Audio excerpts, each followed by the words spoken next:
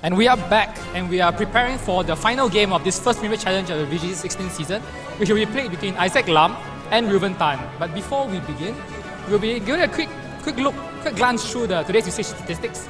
So a fresh meta game, a fresh start. It's interesting to see what players chose to bring for this first tournament of the new format. Interestingly, we'll see if which of the weather trios is more popular, and at the top we see Groudon, followed by Kangaskhan and the Xerneas.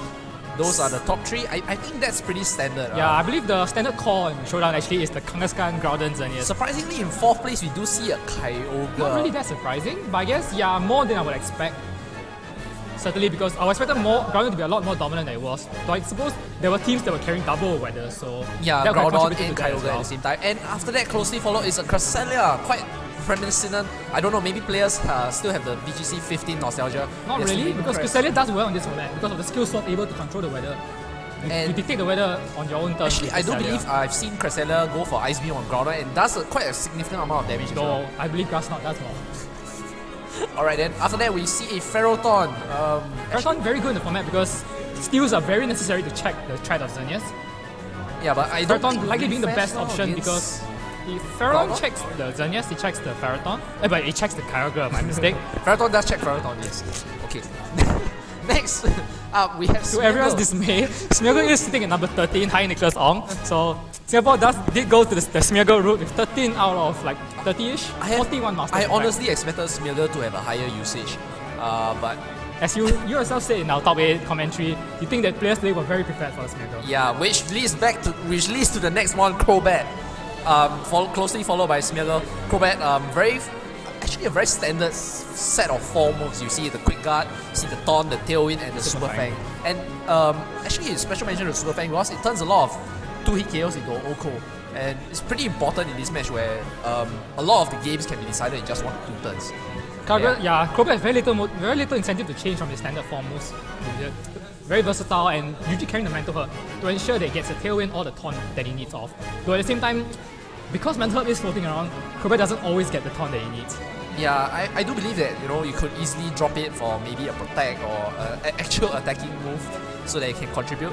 But alright then, moving on, we see the Mens as well. Mega or non? I believe the non-Mega Scuff Salamence being used to check the Rayquaza. Though actually Mega Salamence does that as well. Since it is faster than, on the first turn, it is faster than Rayquaza before it Megas. And it's faster after it Megas. It's at 120, it outspeeds the Rayquaza at 115. And you can pick it off with a Draco Meteor, which is unaffected by Delta Stream. Fair point. I do expect to see more Menses then in the future games as well, because the Intimidate, if you think about it, will be able to nerf the Groudon, which is so popular. One of the better Intimidate users in the current format. And does have to watch out for the Xerneas though. And the last one that we'll be going through is the Talonflame. Again, nostalgia to VGC15. Talonflame is just very easy to step into a team because the Brave Bird offers you an instant priority. Tailwind is so important right now. And it has the Quick Guard to deny certain setup opportunities as well. Yeah, and I have to say that, okay, special mention is that Rayquaza is really sitting quite low. I did expect, since that it could Mega, it could still hold an additional item, not being encumbered by having to have a Mega Stone. I thought it would be higher usage. Well, Rayquaza not the easiest mon to step onto a team because to counter your own weather, it does occupy the Mega slot for that battle. As well as being a legendary. And it's not the most solid mon around. It's easily KO even through Delta Stream. Right then.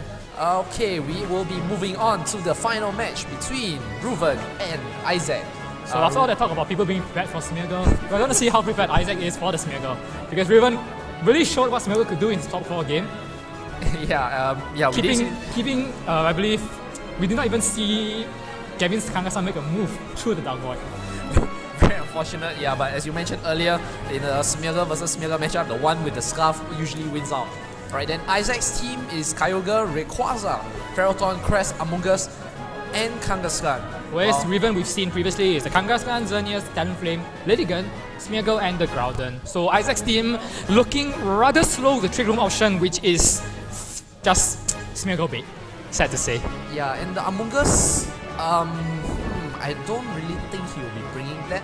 Although the Kyogre matchup with the Lilligant and the Groudon combo from Reuven is not as foolproof now since the Rayquaza. Yeah, Rayquaza, and you have the Kyogre as well. Yeah, it'll be interesting to see if Isaac, decides to bring his I think Isaac's going to want to get Trick Room up here, but it's difficult to see how he's going to get it through against the Smeargle's Dark Void. Yeah, I think even his own fake out from Kangaskhan is going to be stymied by Reuven's Standard Flames Quick Guard. I do believe that Isaac's victory relies on him getting Kyogre to sweep. Okay, he needs Trick Room to go up. Or, well, he needs Rayquaza to get in a few hits. But we shall see what Isaac does choose to lead with.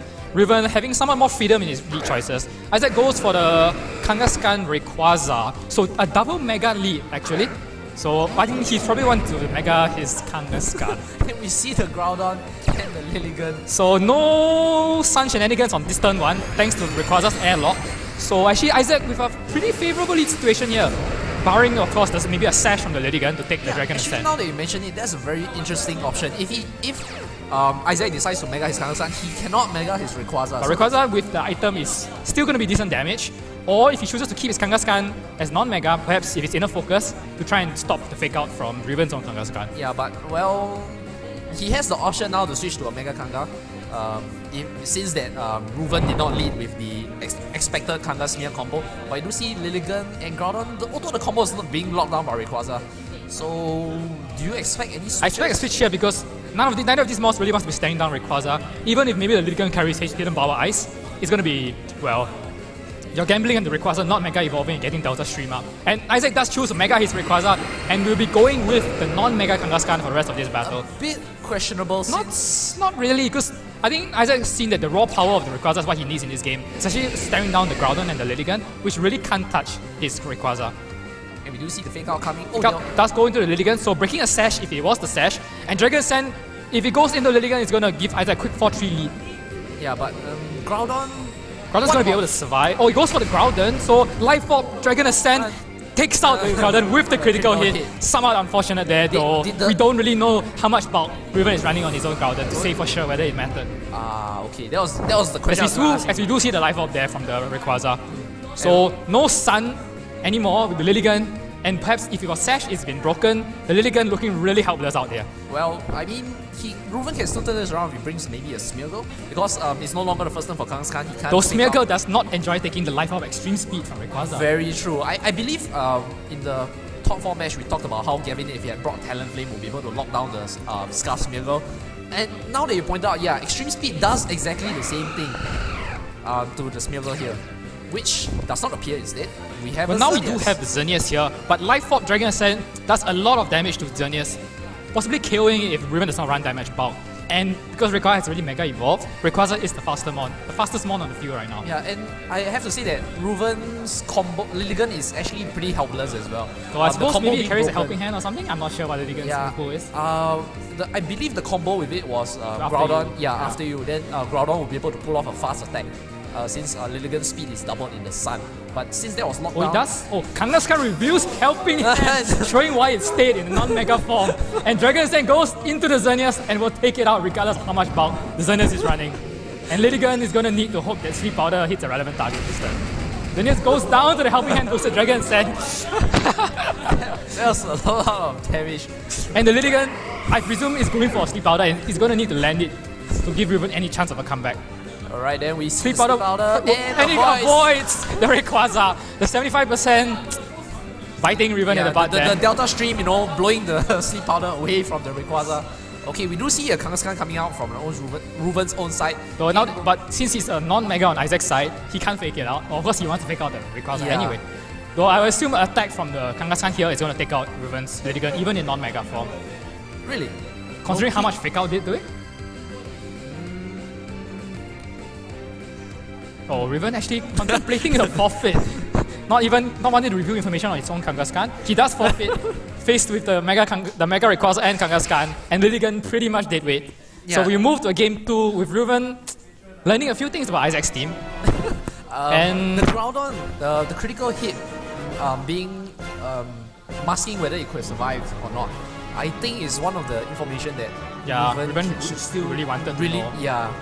And although, now that he has shown that his Kangaskhan is a support Kangaskhan, might not really matter.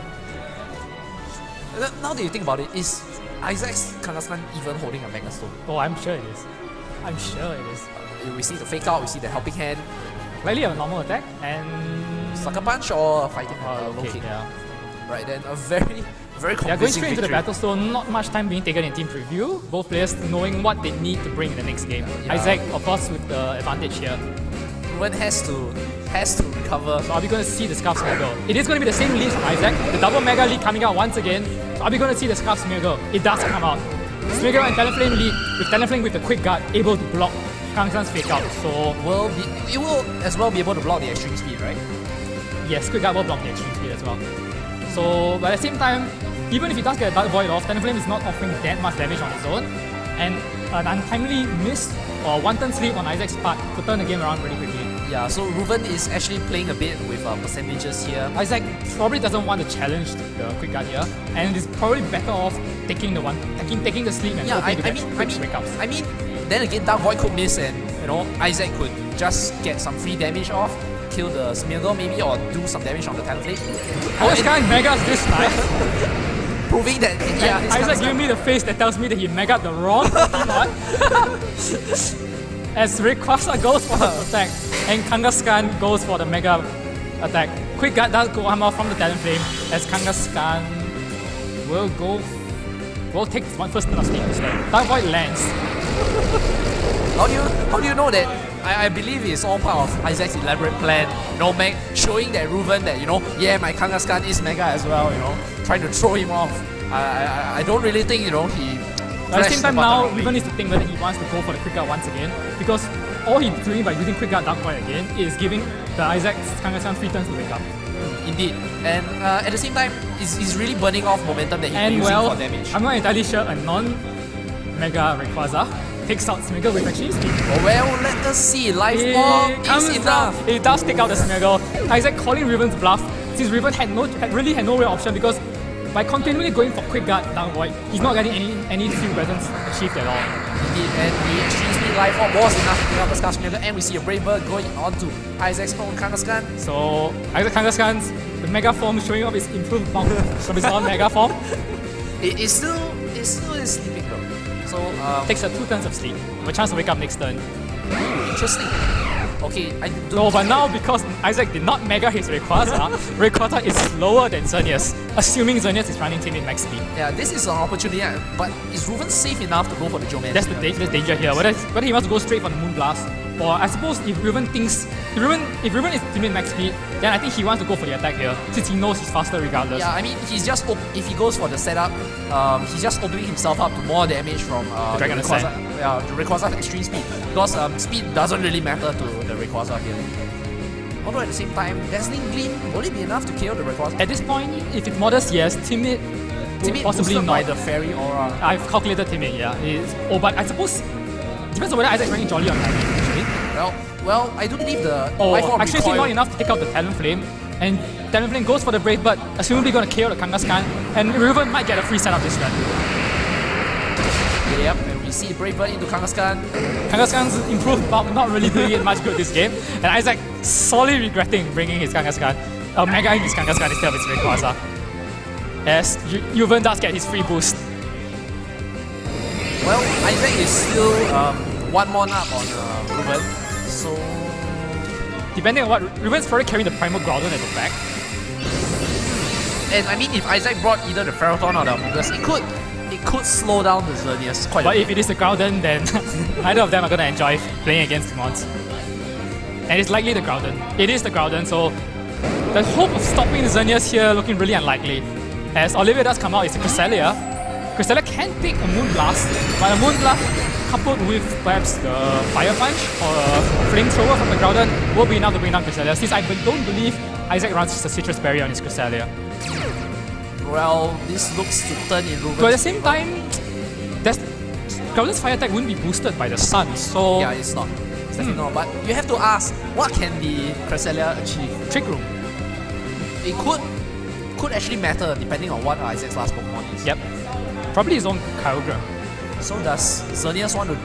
Actually, the thing is here that Isaac has the weather control because... Actually he doesn't, because he's airlocking his own Kyogre when he comes back in. I take that back actually. Well, yeah, Reuven can go for maybe a Moonblast. Isaac going for the extreme speed, going for damage on the Groudon. I'm not sure what he's going for there, but presumably expecting the Dazzling Gleam to KO his own Rayquaza. which it does. And Groudon is going to... Oh, now with the sun back online, the fire attack. It's an eruption. It's definitely going to do a lot of damage. Crest does go down, and I think Isaac is... the choice to... Perhaps the mistake to Mega Evolve his Kangaskhan instead of his Rayquaza really coming to haunt him. Yeah, well, at this point... Yeah, Moonblast actually is not a confirmed KO on the Kyogre. Yeah, but at the same time, the +2 special defense on the Zillion side, you have to feel that. It will survive the Origin Pulse, yep. Yeah.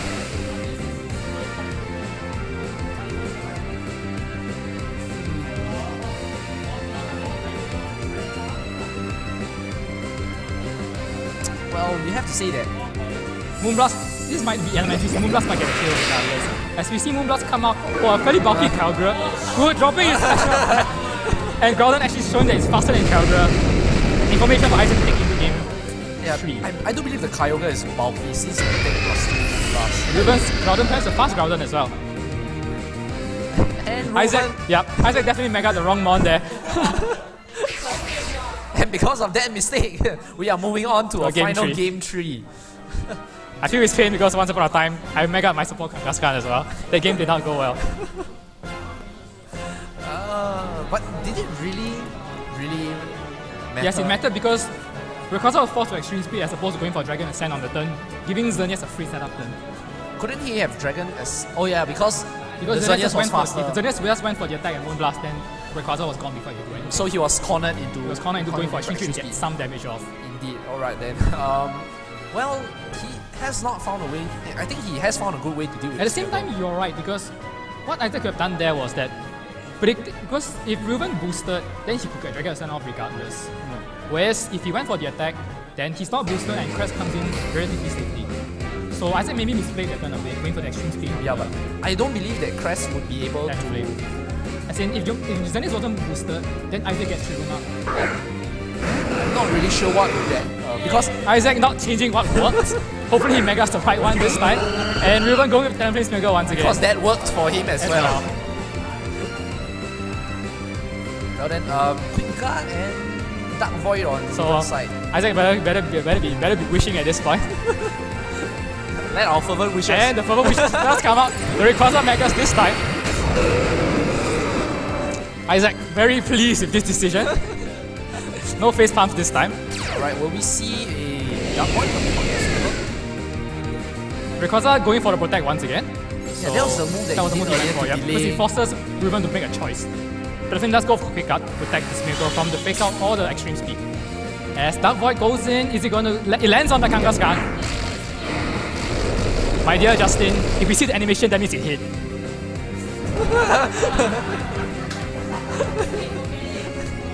So Kangaskhan takes his first turn of sleep. And now again, he locks Reuven into a choice. Does he want to Quick Guard and Dark Void once again? Which really doesn't further his field position at all.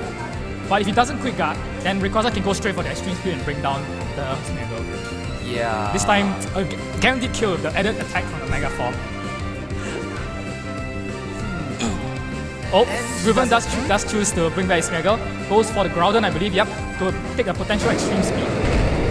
And Talonflame was going to want to get free damage on either the Rayquaza or the Kangaskhan. Or to set up Tailwind.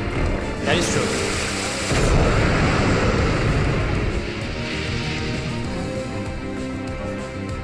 As we see, we're going to see when Isaac called Reuven's bluff again this time.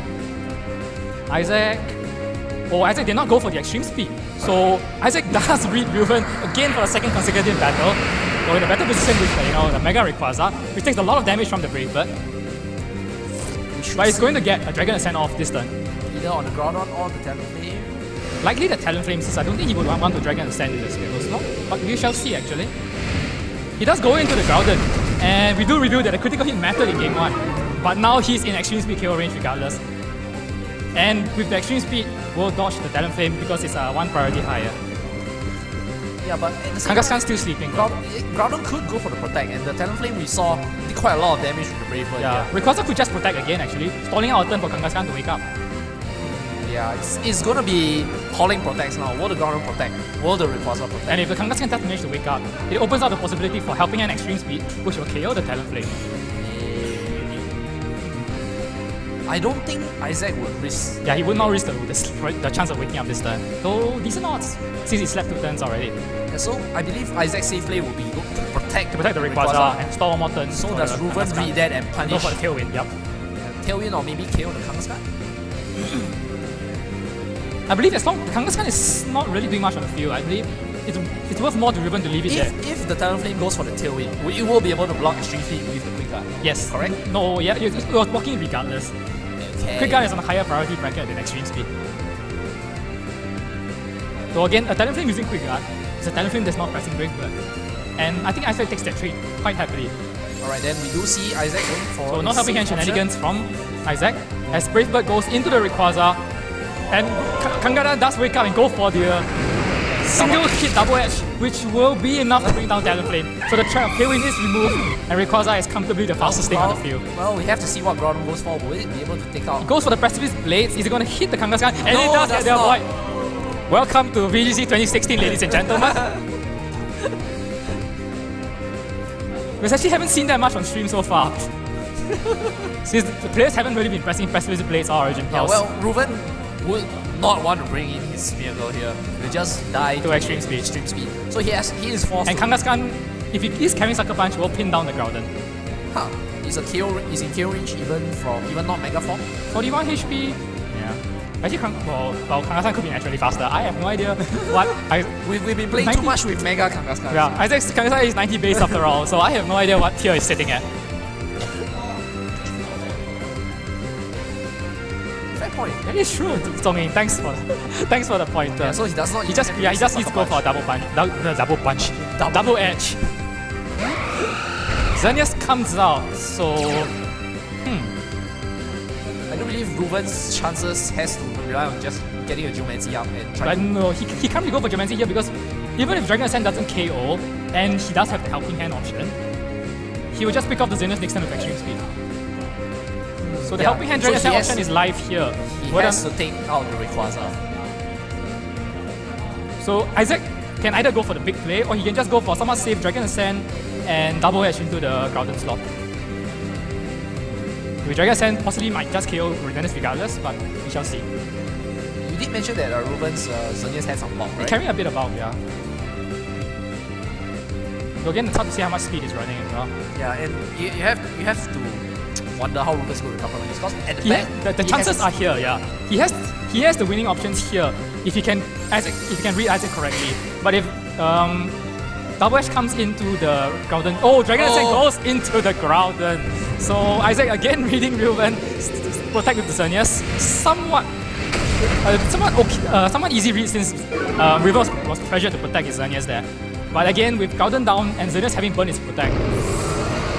I don't feel that Reuven should have gone for attack. Getting rid of the Rayquaza would allow him perhaps to bring in the Scarf Smeargle more safely since it's not being threatened by the Extreme Speed. Yep. And now we see the Smeargle. It's pinned down by Extreme Speed, so it's going to go down to Extreme Speed, but it has to go. It cannot even protect. It is Scarf. So yeah. But at the same time, it does mean that Reuven will get Geomancy up this turn, since he's not too afraid of double edge from a normal Kangaskhan. Well, yeah, but your earlier point still stands. If he does get the damage off, and then the option for Helping Hand Extreme Speed, yeah, and it's gonna hurt a lot. And so he's gonna need to kill the Rayquaza this turn. Yeah, and at the same time, Isaac has not revealed his second 2 months. Yeah, so this is his start. Extreme Speed does pick up the Smeargle. Isaac not wanting to do any Dark Void shenanigans, and Reuven not belonging to the category of people who run protect move on their Scarf Smeargle, which I have seen. And the double edge actually going into Xerneas, so Reuven revealing that his Xerneas is actually a bulky variant. Yeah, he has to get rid of the... He does go for Geomancy. Well, it is bulky, so right now Reuven is banking on being able to survive the Helping Hand Extreme Speed. No. But if there's a Paragon in the back, then we have game. Yeah, and it is quite likely. It is quite likely. So a very obvious Helping Hand Extreme Speed here from Isaac. So Reuven is banking on being able to survive that and sweep whatever he has in the back. A tall task to be certain. Helping Hand Extreme Speed does go off. Let's see if he gets the KO and seals the game for Isaac. What? Okay. Somewhat. Reuven maybe trying to stall out Extreme Speed 8 PP. Not entirely. Actually, the Extreme Speed even has 5 PP. Or is it 10? Extreme is 5. It's 5, huh? Yes. Alright. But I don't think Isaac pressed it a lot, and there was no pressure on the field. As in, Helping Hand does come out once again, and Extreme Speed goes into the Xerneas. Is it going to be enough to finish the game? Helping Hand, light for Extreme Speed, brings down the Xerneas with the critical hit to boot. And Isaac wins the very first Premier Challenge in Singapore for the VG16 season. well, we could argue that the crit matter considering that Xerneas has some bulk, but again, with Isaac having yeah. 2 mons at the back. Yeah, I mean, assumably either the Ferroton or the Among Us was one of them, in which case the game was over. Indeed. Yeah. The only way for Reuven to have won is to be perhaps the Kyogre and Crest at the back. And even then, he still can't break them because a spread Dazzling Gleam does not KO Kyogre, who will get the attack off, and Xerneas would be in red health after the extreme speed, even without the crit. So his fate was sealed, no matter what Isaac chose. And even if Isaac didn't have the means to taunt or to shut down the Smeargle, he did play the sleep rather well. He forced Reuven to only Dark Void with one Pokemon. Yeah. Made him choose whether he wanted to stay in. Isaac realized that the play that Reuven went for, the Talonflame Quick Guard protecting the Scarf Smeargle, is actually it looks devastating on paper. And some newer players might be horrified by the threat of a Dark Void coming off a Scarf Smeargle that you can't hit with priority.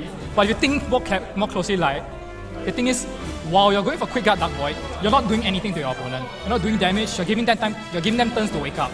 And by going for Protect on Rayquaza, only one goes to sleep, and Reuven is pressured to do the same thing again, and which gives the Kangaskhan turns to wake up. I do believe that in this case, the Scarf Smeargle actually did not help his cause, because if his Smeargle was Sash, he would be free to maybe transform or to do other things. This time, his Smeargle will just spin down the entire game by the Rayquaza.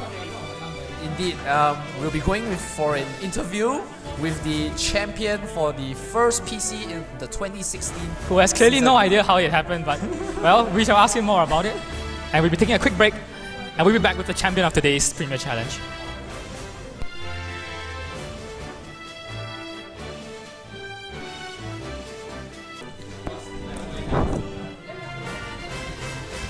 And we are back, and with me here is the winner of today's Premier Challenge, Isaac Lam, showing that proving to be the most adaptable player to the new format, and bringing with him his adorable Slack-Off plush toy, which he bought from the recent trip to Malaysia to attend the regionals there. So congratulations once again, Isaac. Yeah, thanks. So that was a very commanding performance that really only marred by a somewhat questionable decision to Mega your Kangaskhan in game 2, which left you open to the Xerneas, which actually didn't really leave you open to the Xerneas, because I think you realized later on that your Rayquaza was faster than Xerneas, even without Mega. Didn't actually notice it, but either way, since Reuven did go for the Geomancy, I would have been able to snatch a kill there.